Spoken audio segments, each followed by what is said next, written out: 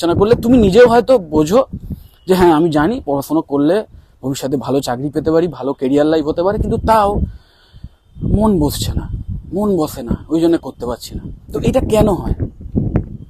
অথচ যে জিনিসটার খুব একটা ইম্পর্টেন্ট ভবিষ্যতে তো নেই, উল্টে হয়তো তোমার ক্ষতি করবে। হয়তো কোনো নেশায় আসক্ত হয়ে আছো তুমি, কোনো বদ অভ্যাস, সেই নেশা করার সময় পাচ্ছ, বেশ এন্টারটেন লাগছে, বা বন্ধু বান্ধবের সঙ্গে আড্ডা গল্প ফুর্তি এটা করার সময় বেশ এন্টারটেন একটা ব্যাপার আসছে এবং খুব ইন্টারেস্ট দিয়ে করছো, সময় দিয়ে করছো।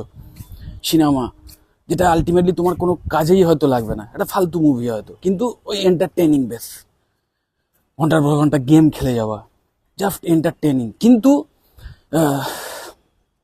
কোনো প্রোডাক্টিভিটি নেই। তুমি নিজেই জানো যে ভবিষ্যতে এর থেকে আমি কোনো সুরা বা লাভ পাবো না। তো এটা কেন হয়? যেটা মানে ভবিষ্যৎ গড়ে উঠবে সেটার প্রতি ইন্টারেস্ট নেই, অথচ